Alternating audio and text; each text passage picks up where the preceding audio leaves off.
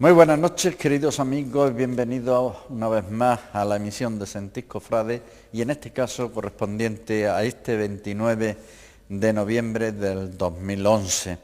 En los últimos días se celebró en nuestra capital un gran acontecimiento cofrade como es el Congreso Nacional de Cofradías. Yo destacaría tres cosas: las ponencias que se han expuesto en este Congreso, que todas ellas de gran interés.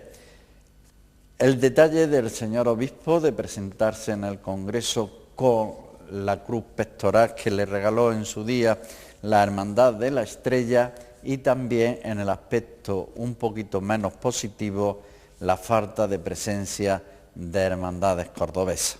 Dicho esto, también se celebraron otras cosas que ya se las mostramos en el sumario del día de hoy.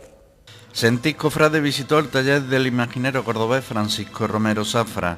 José Juan Jiménez Hueto nos trae todo lo relacionado con nuestra diócesis en los últimos 7 días, informando igualmente de los próximos actos a desarrollar. Más de un centenar de cofrades han asistido al Congreso Nacional de Cofradías que durante el pasado fin de semana se ha celebrado en nuestra capital. El encuentro cofrade, además de las sesiones académicas, ha contado con varias visitas culturales.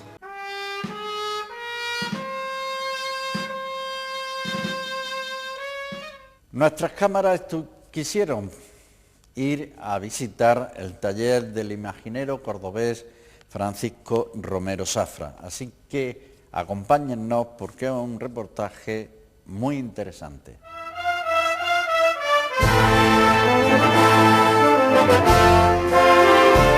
Recordarán ustedes que hace unas semanas Sentís Cofrade le mostraba un amplio reportaje sobre el cuarto Salón Cofrade en Córdoba.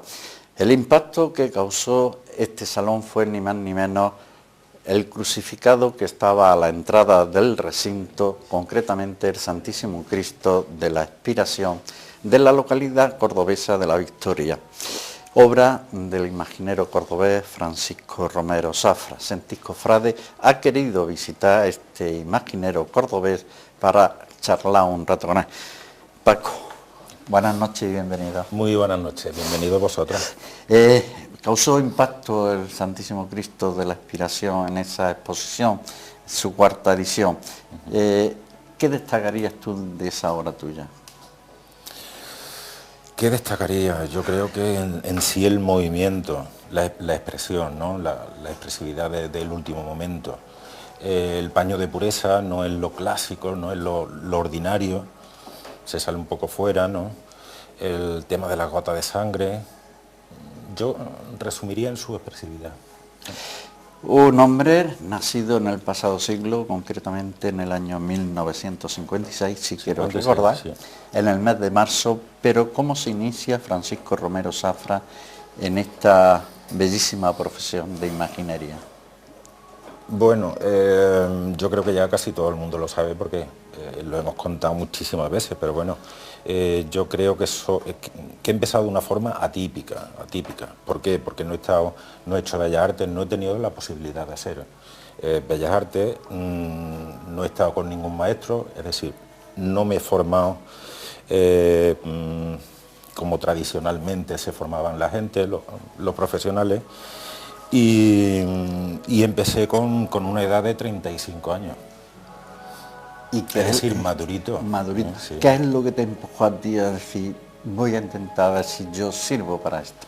Bueno, fue casual, Fue casual. Fue la exposición que se hacía en la Diputación, que la organizaba la Merced, en el 90, en el 1990, ¿no?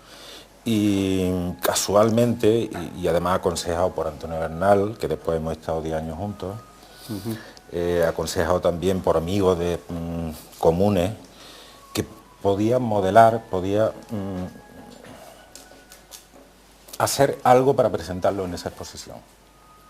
Y entonces yo modelé la imagen, la Virgen de Rocío y Lágrimas, y bueno, a mí me gustó la experiencia. Era la primera vez que modelaba, que pensaba en hacer una imagen. Yo había pintado desde pequeñito, había, digamos, tratado algo el tema artístico, pero nunca el modelado, ¿no? Y bueno, esta experiencia me gustó, la Virgen se vendió, como todos sabéis, y ahí continué. Pero me imagino que, aunque no haya estado en ninguna escuela de arte y oficio, habrá ido adquiriendo una técnica Claro que sí, propia tuya claro o, que sí. o de ver. Claro, por supuesto, de ver los clásicos, de visitar iglesias, de ver cómo están resueltas, porque una imagen cuando tú te interesa en saber cómo está hecha, desde fuera tú casi puedes llegar a saber cómo está hecha, si te interesa, ¿no? Si no, pues simplemente ves lo que ves, ¿no? O ves una devoción. Y eso, y estudiando los clásicos, pues tú llegas a conclusiones. Luego, claro, si tienes algo que tú tienes que resolver, siempre hay algún profesional que puedes contar con él para hacerle alguna pregunta. Pero no es igual que, por ejemplo, si tú te haces en un taller, ¿no? Que estás viendo el día a día de cómo se hacen las cosas.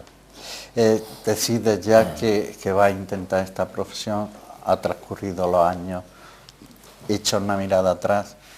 Me da casi vértigo. Cuando echo la mirada atrás y veo la cantidad de obra que tengo hecha, me da hasta un poquito de vértigo. Sí. Llega una hermandad de cualquier lado, porque tus obras están repartidas por toda la geografía española, y te dice, señor Romero Safran, quiero, por ejemplo, un nazareno. ¿Cómo concibe Francisco Romero Safran, por ejemplo, el nazareno que nos está ocupando en este momento? Pues bueno, es cuestión de imaginarte en ese momento, con las mismas circunstancias, una persona. No es ni más ni menos. Lo que esta persona está por los trámites que está pasando, por el sufrimiento humano que está desarrollando en ese momento. Tú concibes esa persona que tú quieras plasmar. Siempre pero a una persona, ¿eh? Yo no me imagino a un Dios, porque yo un Dios no lo conozco, ni creo que nadie lo conozca, ¿no? Yo me imagino a un personaje histórico. Por tus palabras, quiere decir que esta futura imagen tiene una persona que tú has utilizado como modelo. Físicamente hay una persona que sí, que se ha utilizado como modelo para saber dónde están los músculos, para ver cómo trabajan, para ver las proporciones. Pero luego lo que esta imagen o esta persona pueda representar sentimentalmente, eso sí ya es algo más profundo. Pero Paco, me imagino yo... Eso no se puede ver en un modelo. Me imagino yo, por ejemplo, este nazareno, que la anatomía del nazareno es totalmente distinta, por ejemplo, a un crucificado, ¿no? Para sacar esos detalles, ¿a dónde se mira Romero Safran? Hombre, siempre los clásicos siempre se tienen en cuenta, ¿eh? El trabajo que se ha hecho durante siglos, lo que estos artistas han resuelto, han querido expresar, eso siempre está en nuestra obra, en la obra de los que actualmente estamos trabajando, ¿no? ¿Cuál es de los contemporáneos. ¿Cuál es el proceso que tú sigues para la realización de esta obra? ¿La concibes? Sí, lo modelas primero en barro? concebir esquemáticamente, porque tampoco tú no te puedes hacer fotográficamente una idea de algo que no existe, pero sí tú te haces un montaje de un esquema, por lo menos un punto de partida. Para mí esa es la base, ¿no? Y de ese punto de partida yo monto un esqueleto y me pongo a modelar.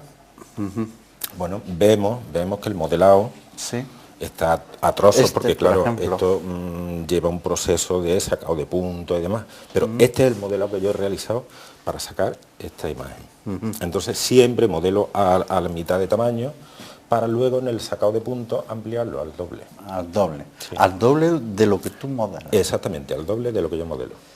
Ya lo has modelado para el siguiente paso que va a cometer. Exactamente. Una vez que se modela, saco fotografía, o viene la cofradía a ver el barro, a dar el visto bueno, o como en este caso que es Vigo, Viveiro, un pueblo de Vigo, o sea, de Lugo,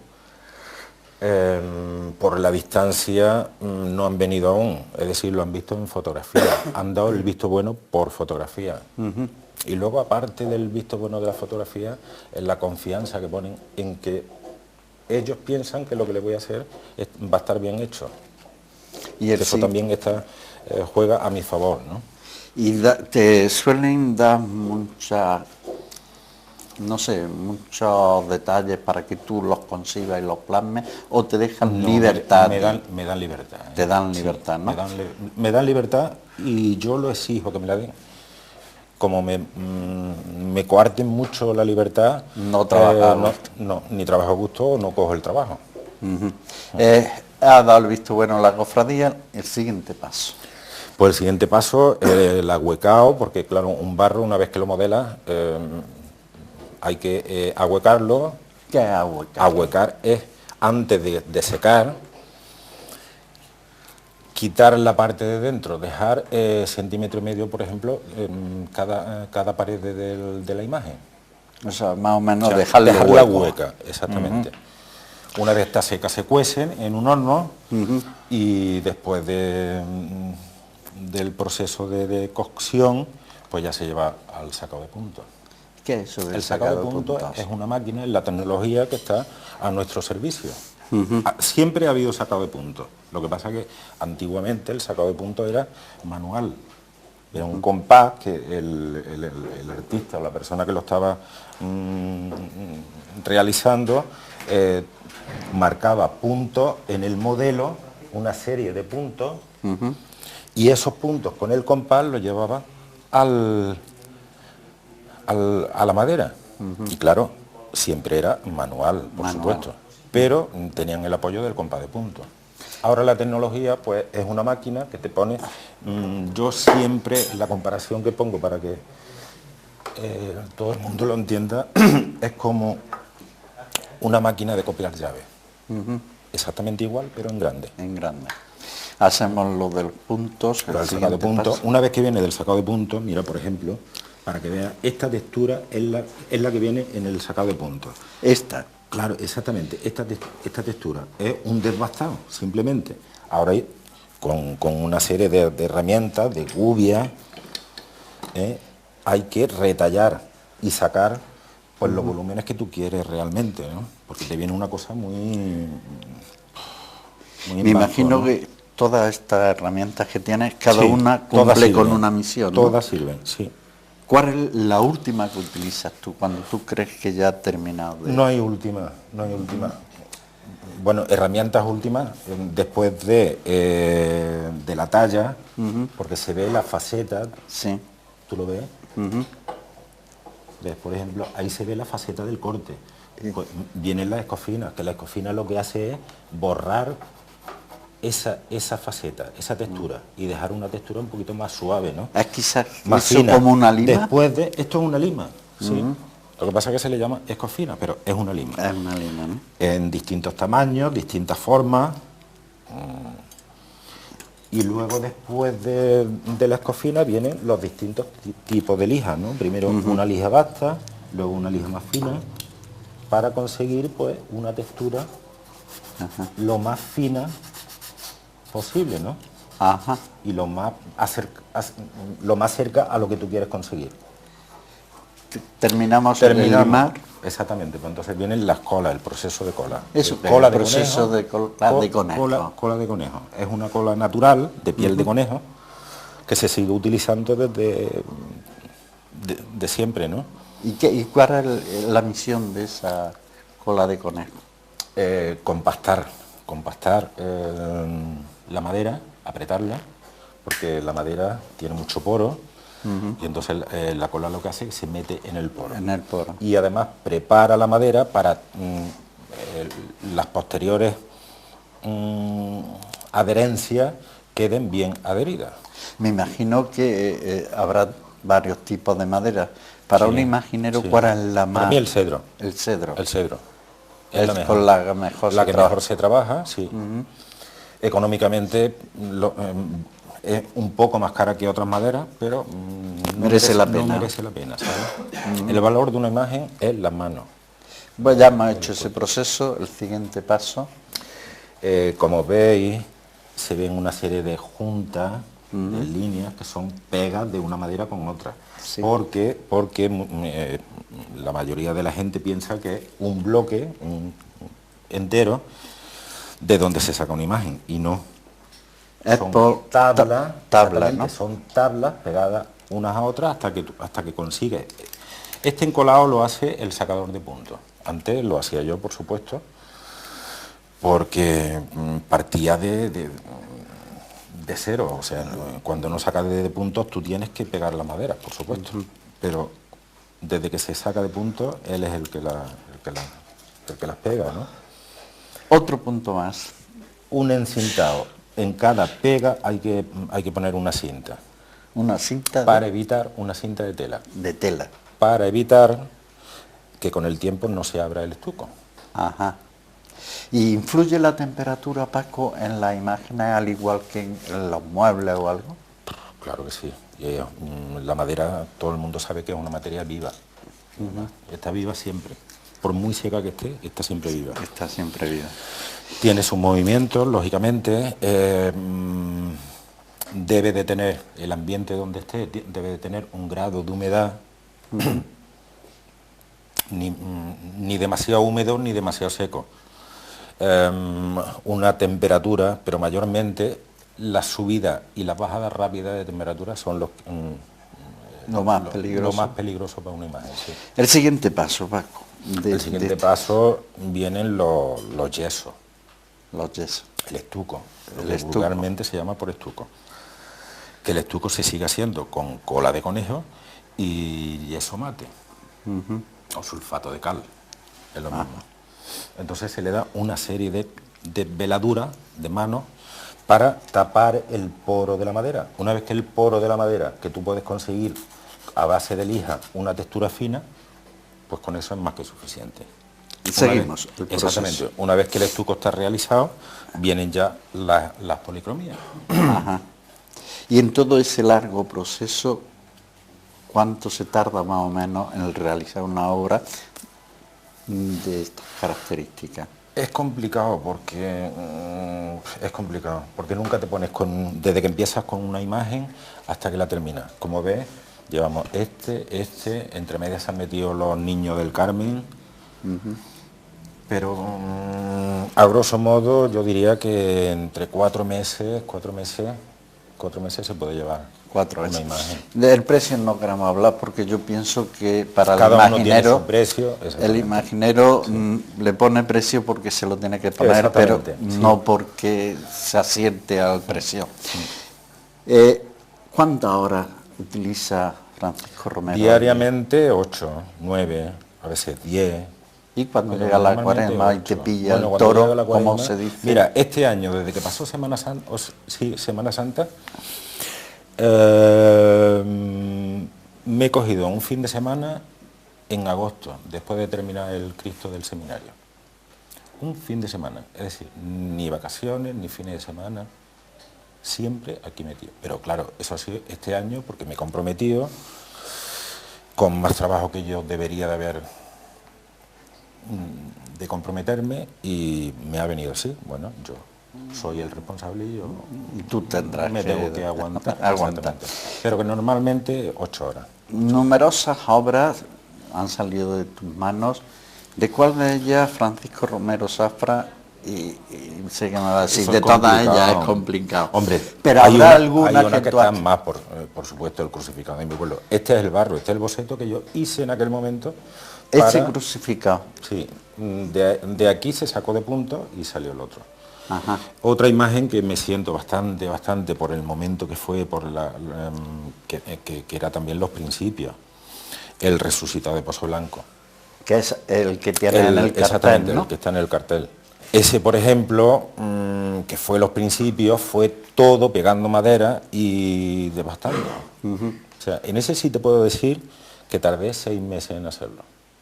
Un amigo mío estuvo recientemente en Salamanca, el pasado fin de semana, y se enteró que Francisco Romero Zafra, maravillosa tierra, porque ahí...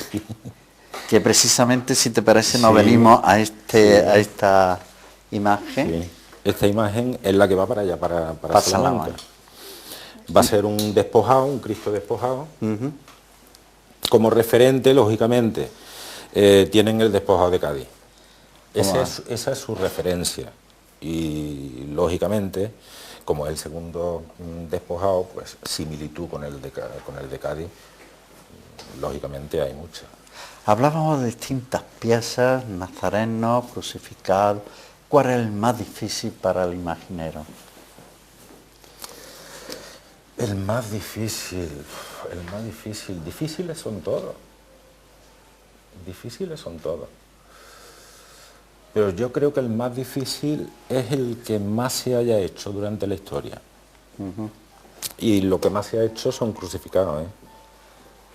Nazarenos sí hay muchos, pero la mayoría son de vestir, pero los crucificados son de talla completa. Talla completa. Entonces ahí no hay engaño. Y yo creo que el más difícil es ese porque hay más con quien comparar. Para mí, cuando yo hice el resucitado aquel, fue más fácil porque no hay comparativa. Ajá. ¿Lo entiendes? Sí, sí. El despojado de Cádiz, para mí fue más fácil también porque fue el primero que realicé. Y en despojados pues tampoco hay gran cosa hecha. Hay un dicho que todo artista tiene en mente, en su cabeza, alguna obra, ya sea imaginero, sea orfebre. ¿Es el caso de Francisco Romero Sí, Zafra? todo el mundo. Mira, cuando hice el de mi pueblo, en un comentario que hice, en una entrevista que me hicieron, yo dije que mi ilusión sería ser una inspiración, un Cristo expirando, ¿no? Y claro, llegó a oídos de la gente de la cofradía de mi pueblo y vinieron pidiendo una inspiración. Era para cambiar un Cristo por otro, porque el que ellos tienen en su cofradía es un Cristo de escayola, muerto, Cristo muerto, crucificado, pero como sabían que mi ilusión era hacer una inspiración, quisieron que hiciera yo la inspiración. Y yo en este momento me gustaría hacer un yacente. Un yacente. ¿Por qué? Porque me apetece, sí, porque hay mucho por expresar en un ser muerto, que no tiene nada que ver con un crucificado muerto, porque muertos tengo ya 2 y no tiene nada que ver con un yacente muerto. Recientemente tuvimos la suerte de asistir a la bendición de los ángeles de la Archicofradía de Nuestra Señora del Carmen. Por lo que he visto en tu obra, también diría que está especializado en ángeles. La gente te especializa, ¿eh? Pero bueno, pero yo no me obra, especializo en nada. O sea, que yo viene no me alguien, especializo. Claro, yo hago lo que me encargan. pero te lo encarga. Pero la gente me ha ve... especializado un poquito en vírgenes, por lo que empieza. Yo empecé con las vírgenes y la gente te especializa en vírgenes. Ajá. Antonio tuvo la suerte de empezar con Antonio Bernal, sí, con el misterio de la esperanza y automáticamente lo especializa en misterio. Sí. Es curioso, ¿no? Sí, es curioso, pero es la gente la que te hace, te especializa porque claro, te encargan y tú haces lo que te encargan. Veo que en tu taller hay 2 grandes amigos echándote una mano. 2 grandes artistas, si no, no estarían aquí. Sí. Y yo estoy deseando verlo alguna obra suya, pero tú, siendo su maestro, entre comillas, ¿qué destacarías de los 2? ¿Qué destacaría? Sobre todo su actitud hacia estar aquí, sus ganas de estar aquí y además ganas de verdad, ¿eh? que no es por conseguir algo a cambio. Y luego su capacidad de resolver, de trabajo. O sea, que en poco tiempo puedes confiar plenamente en que lo que te van a hacer, te lo van a hacer bien. Me imagino, Paco, que para una persona como tú, que ha salido de la nada en esta profesión, es un gran orgullo que tenga, llamémosles también, entre comillas, discípulos, ¿no? Sí, por supuesto, claro. ¿No? Y además, en este momento, para mí es necesario. O sea, yo con la cantidad de trabajo que actualmente tengo, estoy ya dando fechas para el 2015-16, yo no lo puedo resolver eso todo. Entonces necesito una ayuda, un apoyo, ¿no? Pero Francisco Romero Zafra también es humano. Claro que sí, por eso se puede poner este año estoy al borde, como como en la película, al borde del ataque de nervios. Ataque de nervios. ¿Y cómo tratas tú Este año lo de...? estoy pasando mal, lo estoy pasando, sí, fatal, fatal. Fatal porque es que no me queda tiempo para mí. Y necesitas tiempo Necesitas para ti. tiempo, sí. Quizás para ponerte al día. Bueno, simplemente para relajarte, para venir aquí tranquilamente. Fumarte un cigarro, escuchar Exactamente. música y a la media hora irte. Y lo que estás haciendo, no, a la media hora irte, no, estar aquí las 8 horas. Pero esas 8 horas centrado en lo que estás haciendo. No puedes estar haciendo una cosa y pensando en lo que tienes que hacer después. Terminan esas 8 horas, te marchas a casa y estás en casa. A Francisco Romero Zafra se le pasa por la mente, tengo que volver antes que se me pase lo que quiero hacer. ¿Y has vuelto al taller? No has vuelto al taller. O sea, tú desconectas totalmente una vez que sales del taller. Hombre, desconectar no.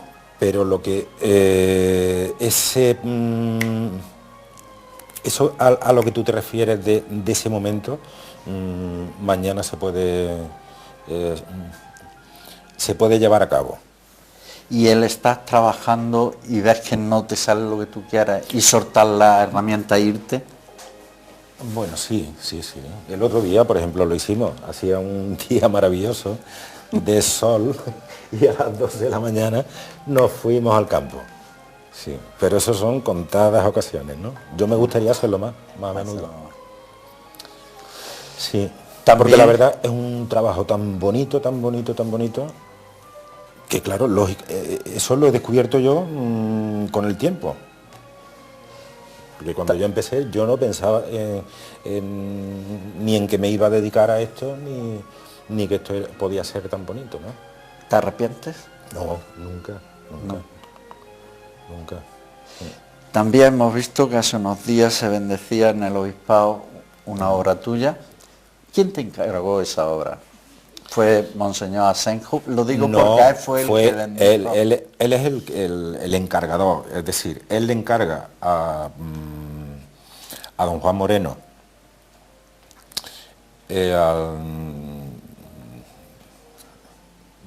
don Fernando Cruz Conde, un encargo, y ellos son los que vienen aquí, se ponen en contacto conmigo y bueno, se lleva a cabo. ¿Qué te dijeron en ese momento? ¿Queremos qué? Hombre, algo diferente, un Sagrado Corazón, por supuesto, para conmemorar el año del sacerdocio que había sido el año pasado, y además lo querían fue casi terminando el año y lo querían para allá. Y no, yo no podía hacerlo para allá porque materialmente era imposible, físicamente era imposible. Y entonces fue para el año siguiente, para este año. Pero fue para conmemorar el año del sacerdocio. Y el icono que habían cogido, me lo trajeron, era un Sagrado Corazón. No era el clásico Sagrado Corazón, pero estaba a media entre el clásico y algo moderno, ¿no? Con una capa, algo en blanco y negro, y yo le propuse pues de hacerlo vestido de sacerdote, con capa pluvial. Vieron bien la idea, lo modelé, vieron el modelado, le gustó y se llevó a cabo. Pues gracias, Francisco, por haber acompañado en esta parte del Sentís Cofrade de hoy, y nos gustaría que nos avisara cada vez que tenga unas divinidades como las que estamos viendo, porque hoy Sentís Cofrade ha hecho algo muy importante, y es llevar a nuestros telespectadores la enseñanza y la clase maestra de cómo se hace una imagen. Gracias a vosotros por haber contado conmigo, por haber querido estar aquí. Ha sido un placer. Que volveremos. Sí, claro. Y que salga... Si queréis, cuando estén policromados. Sobre todo cuando conciba ese yacente que tiene en tu cabeza. Sí. Pues bien, nosotros vamos a continuar en Sentís Cofrade y abandonamos momentáneamente este taller de Francisco Romero Zafra.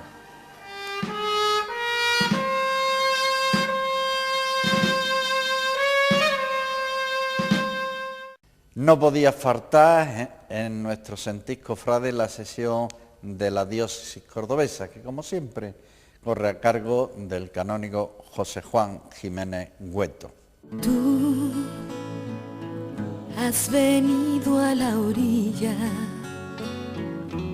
Hola, muy buenas noches. Nos volvemos a encontrar como cada martes en nuestro programa Sentir Cofrade, en esta ventana a la información de nuestra Iglesia diocesana. Son muchos los acontecimientos también que han transcurrido. Nos fijaremos concretamente en 4 y haremos un repaso sobre la agenda para los próximos días en nuestra Iglesia de Córdoba. No olvidemos que nos encontramos en este tiempo litúrgico del Adviento, que comenzó también para el mundo de las hermandades y cofradías de una manera fuerte, vertiginosa, con una calidad extraordinaria, cuando durante este fin de semana Córdoba, nuestra ciudad, se convirtió en la capital del estudio y de la investigación del mundo cofrade. El Palacio Episcopal ha acogido el Congreso Nacional de Cofradías Penitenciales y Semana Santa, organizado por la Agrupación de Hermandades y Cofradías de Córdoba. Entre los más de 130 asistentes se han dado cita a muchos de los más prestigiosos especialistas en la materia. Además, el Congreso ha contado con ponentes muy destacados, entre ellos Monseñor Ginés García, obispo de la diócesis de Guadix-Baza, Alberto Villar, doctor en Historia del Arte, o Juan Aranda Doncel, miembro de la Real Academia de Córdoba y organizador del evento, entre otros. Durante estos días, las exposiciones han versado sobre la investigación histórica, así como los aspectos antropológicos, artísticos y culturales relacionados con la Semana Santa, y que seguramente en nuestro programa, nuestro director está dando debida cuenta de todo lo que ha transcurrido a lo largo de este congreso. Pasamos pues a la siguiente noticia. Como cierre a los cultos que la Hermandad de la Misericordia y los Santos Mártires les tributó el día 23 y 24, el Cabildo Catedral cumplió un año más con el voto secular de celebrar una función en honor de la Sagrada Reliquia en la Basílica Parroquial de San Pedro. La fiesta se celebró con motivo del día 26, que en el calendario litúrgico cordobés conmemora el hallazgo en 1575 de las reliquias de los Santos Mártires de Córdoba. Presidió la celebración el deán de la Santa Iglesia Catedral, Manuel Pérez Moya, quien recordó que los Santos Mártires no son el recuerdo de un pasado glorioso, sino un ejemplo actual para que los cristianos de hoy pongamos el amor de Cristo por encima de cualquier otro valor. Al término de la Santa Misa, los fieles se dirigieron a la Capilla del Sagrario para besar la reliquia de los Santos Mártires. Y buena noticia de nuevo nos trae en el ámbito de la educación la Obra Pía Santísima Trinidad. Los colegios diocesanos que pertenecen a esta institución en Córdoba fueron reconocidos como uno de los primeros centros Veda de Andalucía en el segundo Congreso de Bilingüismo de las Escuelas Católicas de Madrid. De este modo, los 5 colegios diocesanos de la Obra Pía Santísima Trinidad de Córdoba se integran en este programa de mejora de la enseñanza del inglés orientada al bilingüismo. Todos los centros de la Obra Pía están trabajando por cumplir su compromiso con Veda, incrementando cuantitativamente y cualitativamente la enseñanza del inglés mediante la formación del profesorado para ofrecer una educación de calidad y excelencia. Y ahora, como cada martes, hacemos también un recorrido sobre la provincia. Tenemos una noticia muy importante que ocurrió en la parroquia de San Francisco de Palma de Río. Celebró una mesa redonda el pasado viernes sobre el compromiso de los laicos, siguiendo el lema por una iglesia profética y samaritana. En la jornada participaron representantes de Cáritas, la OAC, así como de los grupos parroquiales, quienes expusieron cómo se plantean su compromiso y cómo lo llevan a cabo en su grupo y en la comunidad parroquial a la que pertenecen. Y ahora, como todas las semanas, vamos a repasar lo más destacado de la agenda para estos próximos días. Del 1 al 4 continuará la visita pastoral en la parroquia de Santa Catalina de Pozoblanco. El día 1, encuentro de enfermos del SIDA en Cáritas Diocesana. Asimismo, durante esta tarde y el día siguiente se podrá visitar una exposición con las manualidades realizadas en los talleres de enfermos de SIDA en el Centro Cultural de San Hipólito. Esta va a ser la agenda para estos próximos días, a lo largo de esta semana, algo más descansada, pero porque se prepara unas semanas, las próximas, muy intensas. la Semana de la Inmaculada, que centralizará en esta solemnidad también las ordenaciones de diáconos y todas las actividades, que son muchas, que se van a organizar a lo largo y de todo este mes de diciembre de cara a la Navidad.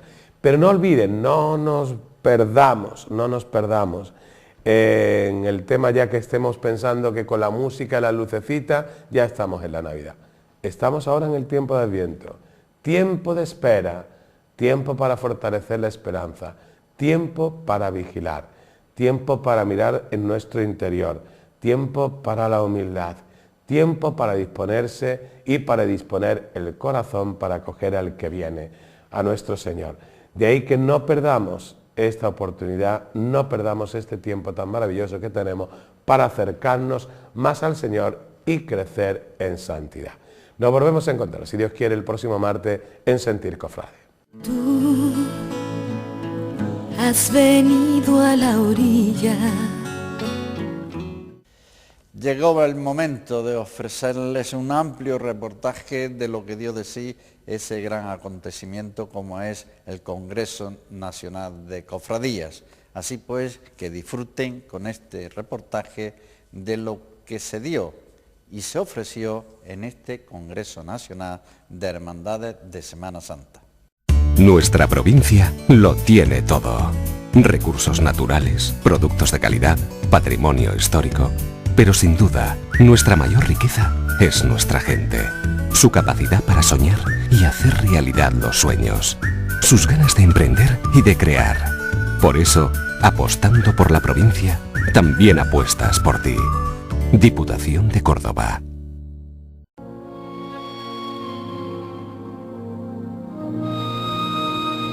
El Palacio Episcopal fue el escenario del Congreso Nacional de Cofradías, que ha estado organizado por la Agrupación de Hermandades y Cofradías de nuestra capital y patrocinado por la excelentísima Diputación Provincial, el Ayuntamiento de Córdoba, el BBK Cajasur, con la colaboración del Obispado de Córdoba y el excelentísimo Cabildo Catedralicio. El encuentro académico se inició a primera hora de la mañana del pasado sábado con la recepción de congresistas y la entrega de credenciales y material.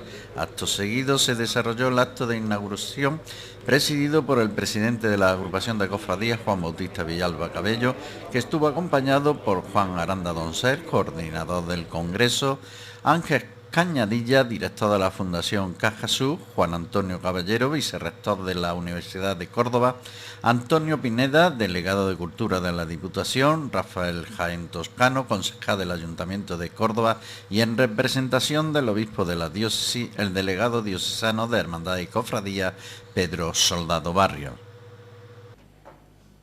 Al hilo de esta afirmación, he de manifestar que en el riguroso estudio de impacto económico presentado hace 2 años en nuestra ciudad, quedan patentes estas consideraciones donde se manifiesta de manera diáfana y concreta la aportación económica de las cofradías de nuestra capital en la cantidad de 42 millones de euros, que obviamente constituyen un valor añadido a las múltiples facetas positivas que nuestra actividad genera. La numerosa incorporación en los últimos lustros de jóvenes a nuestras corporaciones han supuesto una inyección que ha proporcionado gran vitalidad a las cofradías, especialmente en Andalucía. Pero nuestro deber, muy especialmente de los que ostentamos una responsabilidad en las hermandades, está en que no se pierda la primordial labor de apostolado, incidiendo para ello en la formación de nuestros jóvenes cofrades. Las hermandades, perfectamente insertadas en nuestra sociedad, han de mantener vivo su compromiso cristiano y la lealtad a nuestra Iglesia, por lo que hemos de profundizar en esa formación que no nos haga atender solo los múltiples y complejos aspectos que nuestra celebración tiene. Pretendemos en este fin de semana plantear un estado de la cuestión de los estudios acerca de lo que son las cofradías penitenciales y la Semana Santa, un instrumento muy eficaz al servicio de la Iglesia, como se ha patentizado a lo largo de más de 5 siglos. Esa es una realidad inamovible la que tenemos ahí. Y precisamente este estado de la cuestión de estas cofradías penitenciales y en general de la Semana Santa lo vamos a estudiar en una triple vertiente fundamentalmente: la vertiente histórica, la vertiente artística y, cómo no, la vertiente pastoral, porque impregna al conjunto de la realidad cofrade. En este sentido, nuestra satisfacción es mayor si nos retrotraemos en el tiempo, porque Córdoba ha sido un referente en este tipo de acontecimientos en las 2 últimas décadas. El año 90, el Congreso Internacional del Padre Cristóbal de Santa Catalina y las Cofradías de Jesús Nazareno. Después continuó el Congreso Nacional del año 96. En el 2005, el Congreso de Jesús Nazareno en Córdoba y en Pozo Blanco, y el que vamos a celebrar hoy.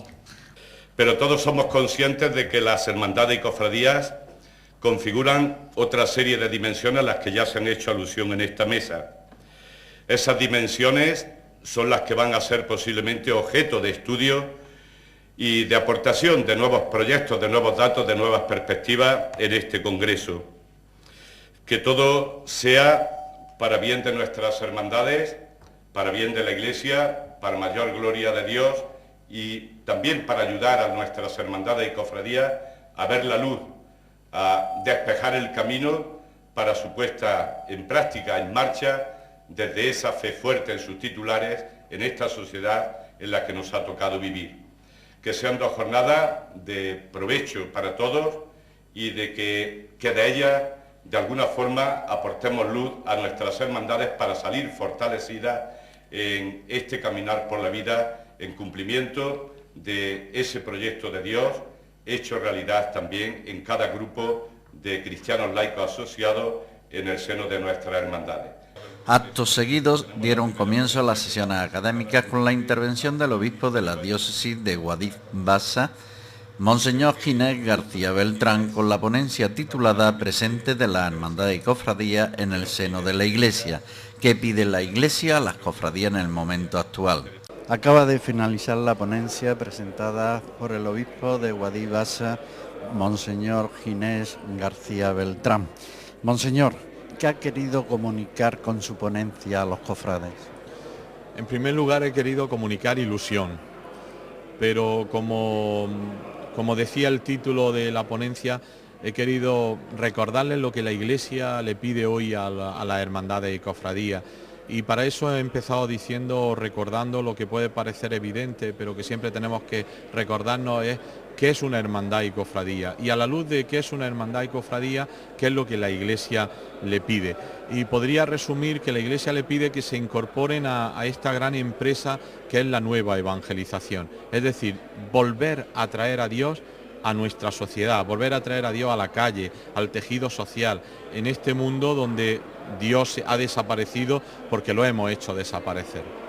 Monseñor, como pastor de nuestra iglesia, ¿cómo ve los encuentros? ¿Qué valoración hace de los encuentros de los cofrades en la sociedad? Lo veo muy importante porque ya sabemos que los encuentros sirven para ratificar y para profundizar en nuestra propia identidad. Cuando se encuentran cofrades de distintos lugares de la geografía española, pues nos damos cuenta que no estamos solos, que otros vienen con nosotros, que podemos apoyarnos, que podemos seguir trabajando.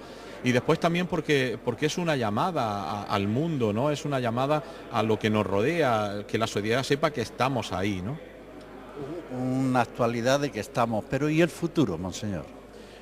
Yo el futuro siempre lo miro con mucha esperanza, porque como el futuro no depende de mí, si dependiera de mí a lo mejor lo pensaba más veces, el futuro depende de Dios, el futuro está en Dios y lo veo con esperanza. Y como he dicho en la conferencia, el futuro de las hermandades y cofradías está y estará en ser lo que son.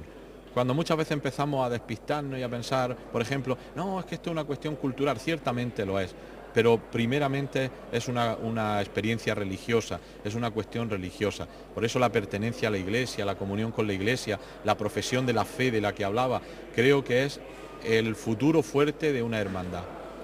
Por último, Monseñor, en una parte de su ponencia dice que, o ha dicho, mejor dicho, que el cofrade es un medio para acercar a los hombres a Dios. ¿Qué ha querido decir con ello? Estoy convencido. Tomaba unas palabras de referencia de Benedicto XVI cuando dice que la prioridad de la Iglesia hoy es abrir el acceso del hombre a Dios.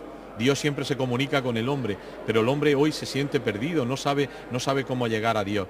Y estoy convencido que el mundo del catolicismo popular, de la piedad popular, es un instrumento precioso para hacer que ese camino del hombre a Dios, esas vías del hombre a Dios que se han roto en el mundo actual, vuelvan a restablecerse y el hombre pueda encontrar a Dios.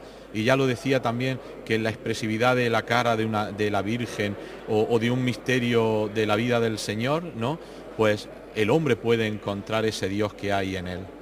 Muchísimas gracias, monseñor, y que tenga una feliz estancia en Córdoba. Muchas gracias a ustedes. A continuación se desarrollaron las demás sesiones académicas, en las que destacaron la ofrecida por Fermín Lavarga de la Universidad de Navarra con el título La Semana Santa en La Rioja, la del catedrático de Historia del Arte Alberto Villar, que expuso el realismo frente a idealismo en la imaginería pasionista andaluza, y la de los académicos José Luis Romero, José Rodapena y Antonio Luis Galiano. Otro de los aspectos que recoge este Congreso Nacional de Cofradías de Semana Santa en Córdoba es la escultura, imaginería y tronos procesionales de la provincia de Málaga. Y ha tenido ese alto honor de presentar esta ponencia un conservador del patrimonio y también de la historia del arte, como es José Luis Romero. Bienvenido a Córdoba, José Luis. Vale, muchas gracias. Yo quisiera preguntarte sobre cómo ha evolucionado el paso o el trono de Málaga desde su origen hasta nuestros días. Sí, en Málaga, como sabéis, el 31 y el 36 desaparece casi todo el patrimonio. A raíz de esas fechas, los pasos, que son tronos en Málaga, empiezan a construirse fuera del convento o de la iglesia. Por lo tanto, no tiene el condicionante de la puerta, que es lo que determina siempre el ancho del... ¿Qué ocurre? Que a partir de ahí se va recreando unos espacios, unos tronos con unas dimensiones muy grandes, con hojarasca, cartelas, arbotante exagerado, ya que no hay ningún condicionante arquitectónico a la hora de entrar y salir de la iglesia. Se construían en la calle y hoy en día se construyen en las casas de hermandades, que son muy grandes para poder tener cabida al paso. Yo, como historiador del arte, llevo años investigando a través de fotografías antiguas, ya que todo ha desaparecido, cómo era el paso barroco que hereda la sociedad del siglo XIX. Y gracias a la fotografía de final del XIX y el XX podemos saber cómo eran los nazarenos y las vírgenes en toda la provincia de Málaga. Y por lo tanto, no podemos llamar neobarroco a lo que se ha producido en el siglo XX, ya que los pasos barrocos eran unas parihuelas con una peana y la imagen del nazareno encima, vestido con terciopelo en una forma triangular, con pelucas y cruz planas. Ese es el nazareno simbólico del barroco, que lo demuestra pues muchos nazarenos, fotografías de nazarenos que han desaparecido, como Junquera, provincia de Málaga, o los de Málaga, fotografía antigua de Antequera, que también ha evolucionado, Archidona, etc. Por lo tanto, partiendo de esa fotografía, de un patrimonio perdido, pero que los historiadores podemos conocer a través de la fotografía, he podido marcar cómo era el modelo barroco, que prácticamente hasta ahora no se había hablado mucho de él. Y ve la diferencia que se produce con lo que se ha producido en el siglo XX, con ese neobarroco. Por lo tanto, en Málaga no se produce un neobarroco malagueño, ya que el paso anterior era pequeño, con unas peanas y unas parihuelas y con horquilla. Y hoy en día lo que tenemos son grandes estructuras, grandes decoradas, y partió esa decoración de un escultor prácticamente granadino, Luis de Vicente. Poco antes del 31 hizo un paso, se destruye el 31, y a partir de esa idea de trono amplio, con hojarasca, etcétera, en la posguerra se continúa esa línea sin el condicionante arquitectónico, que es lo importante. Los pasos de Andalucía se condicionan al ancho y al alto de la puerta de una iglesia.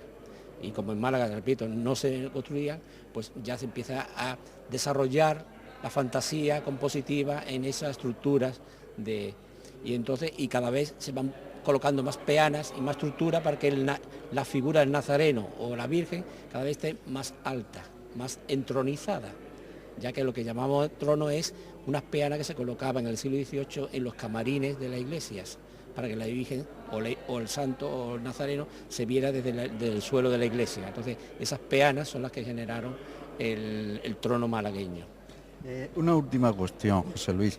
¿Cree que los encuentros de estos cofrades, de estos congresos, ayudan en cierto modo a una enseñanza del patrimonio de nuestra ciudad, de nuestra región, de nuestra España?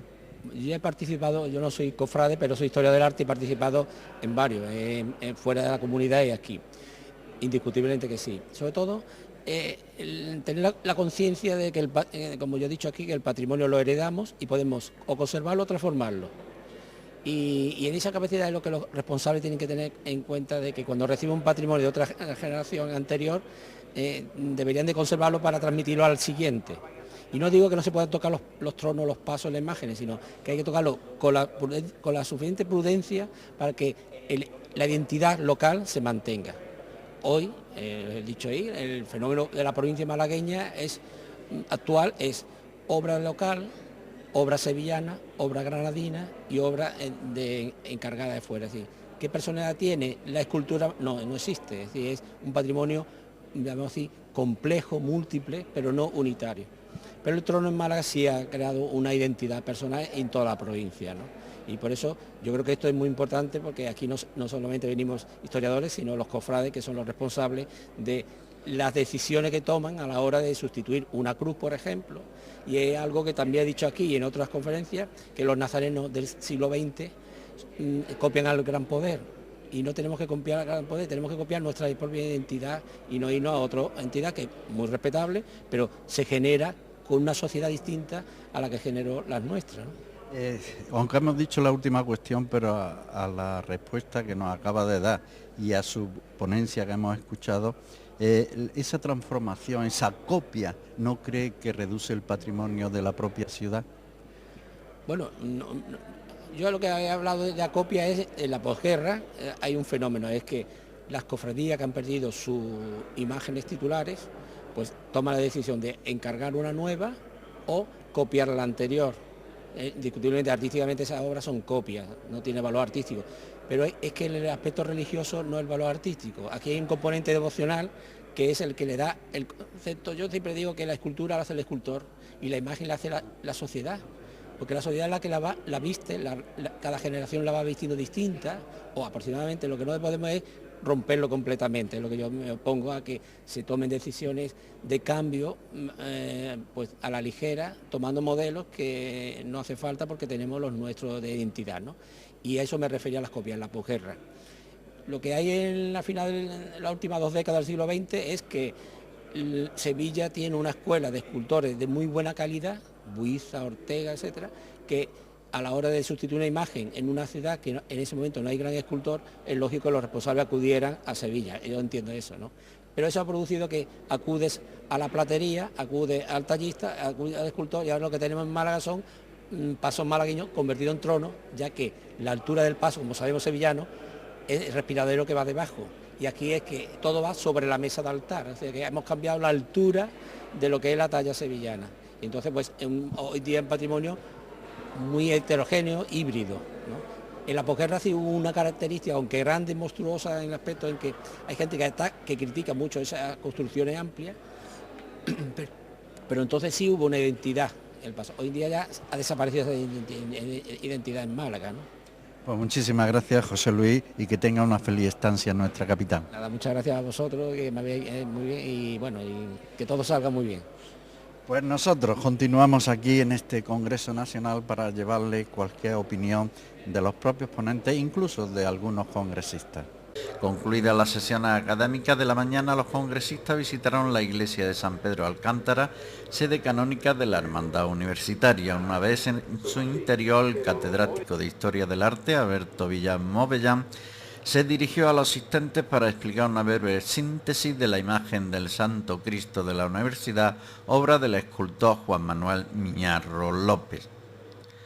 Tras la visita cultural, los congresistas se desplazaron a la Casa Palacio El Bandolero para asistir a la recepción oficial ofrecida por el Ayuntamiento y Diputación de Córdoba, en que intervinieron los representantes de ambas instituciones. Por la tarde se abrió la sesión académica con la exposición del trabajo titulado, presentado por José Rodapeña, sobre la renovación del patrimonio escultórico de las Hermandades Penitenciales de Sevilla durante el reinado de Carlos II. Una de las ponencias de la tarde de la primera jornada ha sido referente a la renovación escultórica de la Hermandad de Penitencia de Sevilla en tiempos del reinado de Carlos II. El ponente José Roda, ya un amigo en estos congresos de cofradías. Yo quisiera preguntarle, señor Roda, ¿qué destacaría de esa interesante ponencia que acaba de finalizar? Fundamentalmente lo que he pretendido ha sido mostrar el abanico de motivaciones que propiciaron que las hermandades de penitencia de Sevilla durante el último tercio del siglo XVII cambiaran buena parte de sus imágenes titulares, porque siempre se había pensado que ello obedecía, digamos, a causas relacionadas directamente con la pérdida o con el incremento de los recursos económicos, y he tratado de demostrar cómo esa casuística es mucho más amplia, mucho más variada, y en este sentido, bueno, pues creo que se ha ofrecido un panorama de una gran diversidad. El hecho de que se celebren estos encuentros, tanto de arte histórico sobre el mundo de las cofradías, ayuda a la sociedad del día de hoy, de la actualidad, a entender un poco más las cofradías? En cuanto a que las cofradías siguen siendo hoy instrumentos extraordinariamente valiosos para lo que sería la vertebración de la sociedad andaluza, creo que el conocimiento de su pasado lógicamente las ayudará a conocer mejor su presente y a proyectarse hacia el futuro, ¿no? Por otra parte, claro, es un tipo de encuentro donde el enriquecimiento mutuo es absoluto, porque se produce un encuentro entre cofrades de todas las latitudes de la nación y por supuesto también entre las personas que desde nuestras distintas disciplinas universitarias nos dedicamos a estos estudios, y siempre pues es una continua y permanente puesta al día del estado de nuestros conocimientos, y creo que la publicación de las actas, que siempre están aseguradas, mediante su lectura ayudarán a estas cofradías a tomar, digamos, pues conciencia de sus valores, también de sus carencias, y como digo, pues a mejorar de cara al futuro. Una de las ponencias de esta mañana, a cargo de José Luis Romero de Málaga, hablaba también sobre la renovación del patrimonio. Yo le preguntaba si el renovar el patrimonio de una ciudad impide que sea de mayor categoría y mayor calidad. No tiene por qué, porque de hecho lo que sería el contexto actual de la Semana Santa andaluza, Córdoba también sería un buen ejemplo, pues está mostrando a la sociedad actual y a los estudiosos y a los investigadores un abanico impresionante de imaginería de altísima calidad, yo diría que desde finales del siglo XV hasta nuestros días. Yo creo que siempre lo que se ha intentado ha sido sustituir lo que buenamente ha sido mejorable, o porque por circunstancias exógenas a las propias cofradías es un patrimonio que haya podido desaparecer como consecuencia de destrozos, saqueos, incendios, desamortizaciones. Casi nunca ha respondido, digamos, a una renovación por gusto, por capricho, de manera que siempre que se ha conservado lo bueno, y lógicamente se ha podido incrementar con un patrimonio que siempre ha ido superándose a sí mismo en categoría, y lo bueno es que hoy, echando un vistazo a lo que sería la historia de la imaginería procesional en Andalucía, podemos hacer casi un recorrido por la mejor historia de la escultura española. Por último, señor Roda, el hecho de que sea un hombre de la investigación del mundo cofrade, ¿qué valoración hace para un futuro en el mundo de las cofradías? Yo creo que el mundo de las cofradías está muy pujante, verdaderamente vivo, y eso tiene que tener también su correspondencia, como usted bien antes comentaba, en la propia sociedad, pero también en el mundo universitario. Yo me congratulo que en el seno de la Universidad de Sevilla, desde hace aproximadamente una década, pues se viene investigando mucho y bueno a propósito de estos fenómenos del catolicismo popular, y en este sentido pues yo soy extraordinariamente optimista en cuanto a lo que son estos campos de investigación, que desde tiempo inmemorial se habían visto desde la óptica universitaria un poco minusvalorados, como con un cierto desprecio, y sin embargo, bueno, pues yo creo que gracias a estudiarlos con una metodología, con un rigor, con una seriedad en definitiva, pues son estudios que están abocados a satisfacer, digamos, a los paladares investigadores más exquisitos, ¿no? Muchísimas gracias y feliz estancia en nuestra capital. Muchísimas gracias a ustedes por su deferencia. También se desarrollaron otros trabajos, entre los que destacaron la Semana Santa de Orihuela por Antonio Luis Galiano, doctor en Historia, la presentada por el coordinador del Congreso, Juan Aranda Doncé, y la titulada La imaginería procesional de la Semana Santa de Zamora por José Andrés Casquero Fernández del Instituto de Estudios Zamoranos.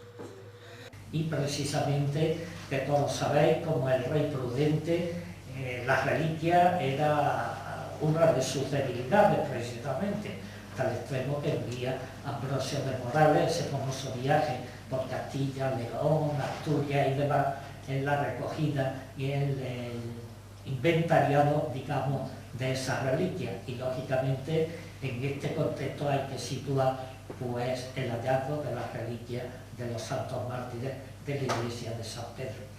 También conocía, digamos, el interés de Felipe II por las reformas de costumbre, un poco dentro de las directrices marcadas por Trento, y en efecto él toma posesión de la diócesis en diciembre de 1572 y en la Semana Santa de 1573 va a prohibir las estaciones de penitencia nocturnas, tenían que ser con luz del día, prohibía a las mujeres el recorrido por las estaciones, monumentos, por la iglesia a partir de la puesta del sol, y evidentemente esto va a crear un malestar.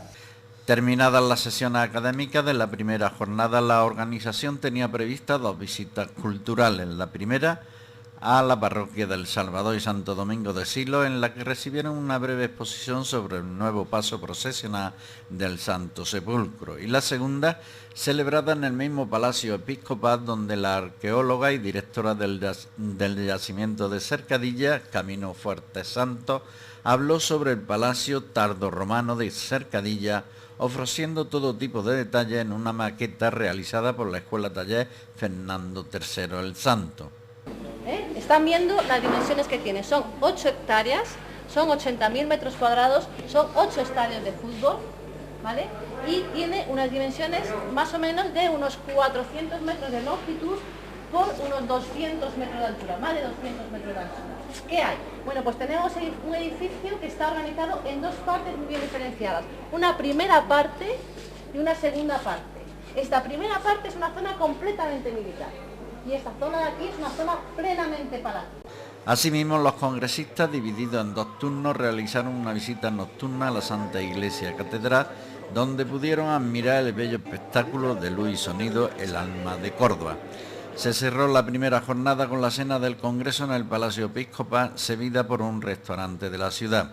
Al día siguiente, es decir, el domingo, se expusieron los siguientes trabajos: Estado de la cuestión de la escultura procesional en Valladolid por Jesús Urrea, El triunfo de la religiosidad barroca, cofradías penitenciales en la Mancha de los Austrias por Miguel Fernando Gómez, Configuración estética de la procesión en la región de Murcia por Manuel Pérez Sánchez de la Universidad de Murcia, y la escultura en el Cádiz barroco por Lorenzo Alonso de la Sierra, doctor en Historia del Arte.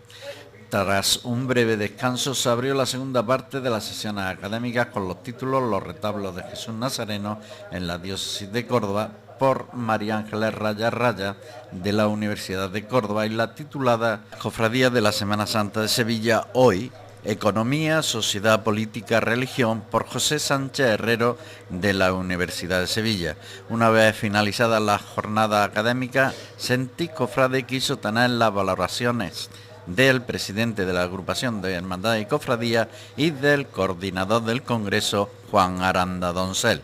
Acaban de finalizar las sesiones académicas de este Congreso Nacional y tenemos con nosotros al catedrático de Historia y coordinador de este Congreso, Juan Aranda Doncel. Señor Aranda, una valoración de este Congreso Nacional que una vez más ha contado con su coordinación.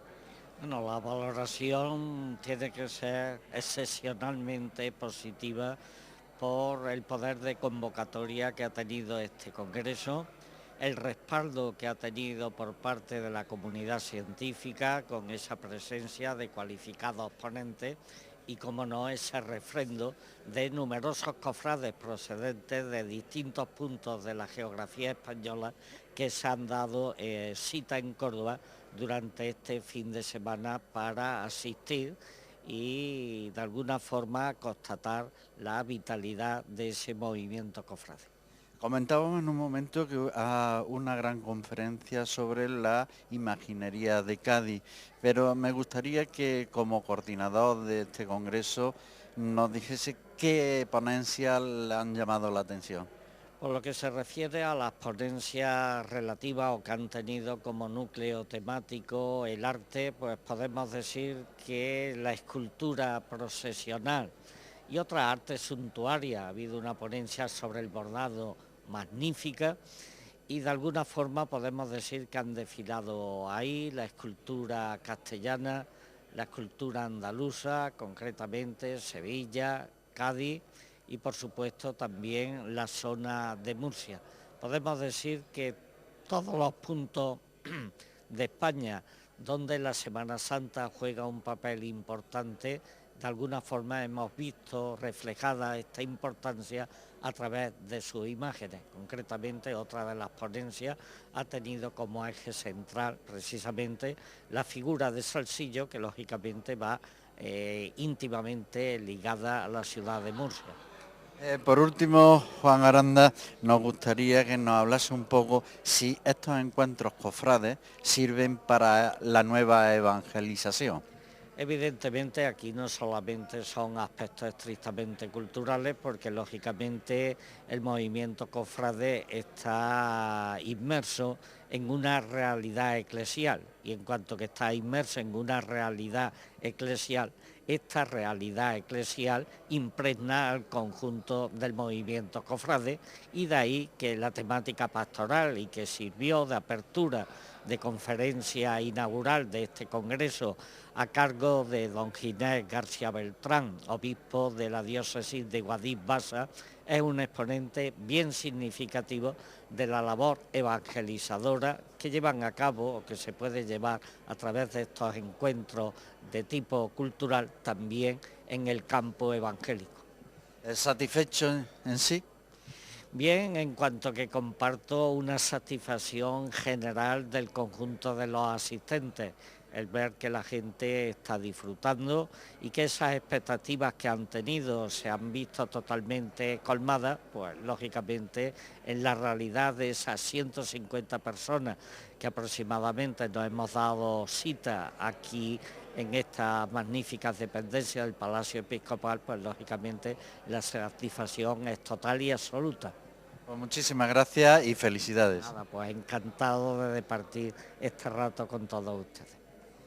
Pues estas eran las manifestaciones del profesor Juan Aranda Donser, coordinador de este Congreso Nacional, y nosotros vamos a tratar de pedir la opinión del presidente de la agrupación de cofradías y cerrará este reportaje indudablemente con la Eucaristía de clausura por parte de Monseñor Demetrio Fernández, obispo de la diócesis cordobesa. Esperamos que le haya agradado este reportaje de lo que ha dado de sí la jornada de este Congreso Nacional de Cofradías. Pues tenemos con nosotros al presidente de la agrupación de Hermandades y Cofradías de Semana Santa de Córdoba, Juan Bautista Villalba Cabello, al cual ya una vez concluido este Congreso Nacional y tras la valoración del catedrático de Historia Juan Aranda, pues le toca ahora al máximo responsable de la institución cofrade y organizador del evento. Juan, una valoración de este Congreso Nacional. Bueno, la valoración académica lógicamente la ha hecho el profesor Aranda. Yo lo que puedo decir es que estamos tremendamente satisfechos. Yo creo que las cofradías cordobesas han estado a la altura y tanto en participación como en las dos jornadas que hemos vivido, yo creo que podemos considerar que podemos estar más que satisfechos por los resultados. Le preguntamos a Juan Aranda, que todas las ponencias han sido muy interesantes, pero que nos hablase un poco de cuál de ellas le ha... A mí en general me han gustado todas, ¿no? Pero me ha llamado la atención la del obispo de Guadix, la penúltima de María Ángeles Raya, también la del propio Alberto Villar, y por su singularidad quizás, pues la de don Fermín Lavarga, respecto a La Rioja y el País Vasco. Ayer comentábamos con los congresistas venidos de cualquier parte de la geografía española, porque han venido de todos lados, que quedaron maravillados del programa cultural, sobre todo de la visita nocturna. Sí, bueno, pues es algo que tenemos aquí en nuestra ciudad, que es muy poco conocido todavía, es verdad que lleva poco tiempo, pero que estábamos obligados a presentárselo a nuestros visitantes. Entonces yo creo que ha tenido un efecto muy positivo, y va a ser positivo desde luego para Córdoba, porque muchos de ellos con el boca a boca vamos a conseguir que nos visiten. Otro de los aspectos que nos comentaban, que si teníamos conocimiento cuándo se iban a presentar las actas del Congreso. ¿Nos puede adelantar algo el presidente? Bueno, pues yo en los primeros 2-3 meses del próximo año supongo que las tendremos ya editadas y cada uno de los congresistas las recibirá. Pues muchísimas gracias, presidente, y felicidades por la parte que le corresponde. Gracias a vosotros también, porque gracias a los medios de comunicación pues hemos podido tener este éxito. Pues estas son las palabras del presidente de la Agrupación de Hermandades y Cofradías sobre la valoración de este Congreso Nacional de Hermandades y Cofradías Penitenciales, que, como decíamos, ha tenido la participación de congresistas y ponentes de toda la geografía española. Se clausuró este Congreso Nacional con la celebración de una solemne Eucaristía presidida por el obispo de Córdoba, Monseñor Demetrio Fernández González, quien realizó una profunda homilía sobre la imaginería y las hermandades penitenciales de Semana Santa, en la que tuvo palabras de aliento para los investigadores participantes en el encuentro cofrade. El Hijo de Dios hecho hombre, que después muere y resucita por nosotros, ese misterio central de la fe cristiana es el que ha dado lugar a las imágenes.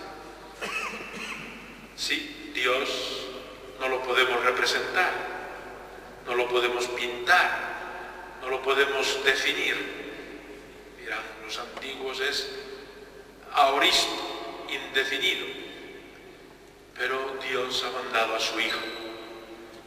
Y en el cristianismo acogemos a este Hijo eterno, hecho hombre, que nos ha mostrado el rostro de Dios y que nos lo ha mostrado como un rostro lleno de misericordia y como un rostro que solicita de nosotros la compasión para compartir sus sentimientos, los de Cristo el Señor, y de esta manera seguirle en el camino de la vida cristiana. Finalizada la Eucaristía y antes de que los congresistas partieran para sus lugares de origen, se intercambiaron experiencias y valoraron la realización del propio Congreso que acababa de finalizar.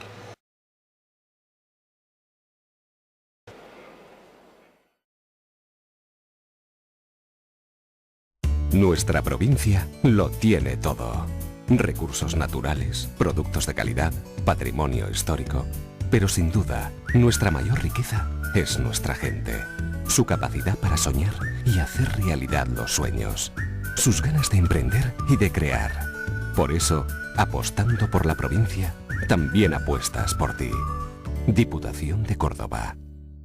Y llegamos ya al final, como siempre, y lo hacemos ofreciéndoles nuestra agenda, que corresponde a los actos que tendrán lugar en los próximos días. Decirle a ustedes, por ejemplo, que la Hermandad de la Sentencia celebrará el día 8 un solemne besamano en honor a su titular, Mariana, Nuestra Señora de Gracia y Amparo.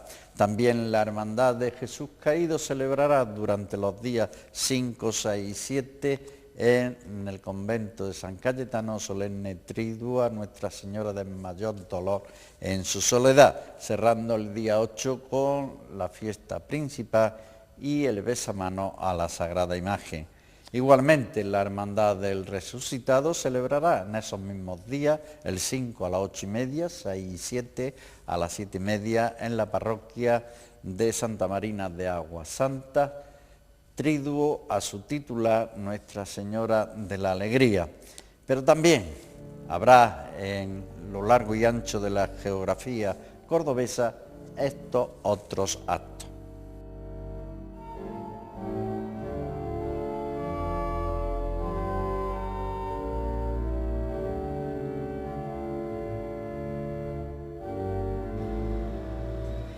Del 2 al 11 de diciembre en el Palacio Episcopal, la Hermandad de Nuestro Padre Jesús del Calvario ha organizado la 7ª última muestra de dulces conventuales a beneficio de Manos Unidas. La Hermandad de la Virgen de la Cabeza celebrará los siguientes actos el sábado día 3 de diciembre a las 8:30 en la parroquia de San Francisco y San Eulogio, exaltación a su titular a cargo de Juan José Primo Jurado. El domingo día 4 a las 2:30 en el mismo lugar, celebración de una solemne Eucaristía como conmemoración a la refundación de la Hermandad. La Hermandad y Cofradía del Santísimo Cristo de las Penas, Nuestra Señora y Madre de los Desamparados, San Juan Evangelista y María Santísima de la Concesión y Santiago Apóstol, celebrará durante los días 5, 6 y 7 de diciembre a las 7:30 de la tarde en la parroquia del Apóstol Santiago solemne triduo en honor a María Santísima de la Concesión, ocupando la Sagrada Cátedra Emilio Pavón, conciliario de la cofradía. Finalizarán los cultos el día 8 a la 1 del mediodía con la función principal. Durante esta jornada, en horario de 10 a 14 horas y de 17 a 20:30, la imagen permanecerá a veneración de los fieles en solemne besamano. La Hermandad de la Inmaculada Concesión y Cofradía de Nazareno, Nuestro Señor del Santo Sepulcro y Nuestra Señora del Desconsuelo en su soledad, celebrará el día 1 de diciembre a las 8:30 de la tarde en la parroquia de la Compañía solemne bendición de la nueva corona para la imagen titular La Inmaculada Concesión, obra del joven artista Antonio Cuadrado García. También celebrará durante los días del 5 al 7 a las 8:30 de la tarde solemne triduo en honor a la Santísima Virgen María en el misterio de la Inmaculada Concesión con predicación del sacerdote Tomás Pajuelo Romero. Finalizarán los cultos el día 8 a las 1:30 del mediodía con la celebración de la fiesta de Regla. En el transcurso del ofertorio, los hermanos harán la protestación de fe y muy especial del dogma de la Inmaculada Concesión de la Santísima Virgen María. La Hermandad de Nuestro Padre Jesús de las Penas y María Santísima de la Esperanza ha organizado los siguientes actos de culto en honor a su titular mariana. El día 8 de diciembre, Rosario de la Aurora. Durante el recorrido, la comitiva visitará el Hospital de San Jacinto, sede canónica de la Hermandad de Nuestra Señora de los Dolores Coronadas. Del 14 al 16 de diciembre a las 8:30 en la parroquia de San Andrés, triduo en honor a María Santísima de la Esperanza. El día 17, celebración de la fiesta principal. Por último, el día 18 de diciembre, la Sagrada Imagen permanecerá a veneración de los fieles en solemne besamanos. La Hermandad del Descendimiento celebrará durante los días del 15 al 17 en la parroquia de San José y Espíritu Santo, triduo en honor a Nuestra Señora del Buen Fin. Tras la finalización de la Eucaristía del tercer día de triduo, se presentará el cartel oficial del 75 aniversario fundacional y la relación de los actos a desarrollar. Por último, la Hermandad de la Sagrada Cena celebrará los siguientes actos de culto el día 8 de diciembre a las 12 del mediodía en la parroquia Beato Álvaro de Córdoba, solemne Eucaristía con motivo de la festividad de la Inmaculada Concesión. Durante todo el día en la capilla de la Cofradía María Santísima de la Esperanza del Valle permanecerá a veneración de los fieles en besamano. Finalmente, los días 15 al 17 a las 8 de la tarde, triduo en honor a su imagen titular María Santísima de la Esperanza del Valle.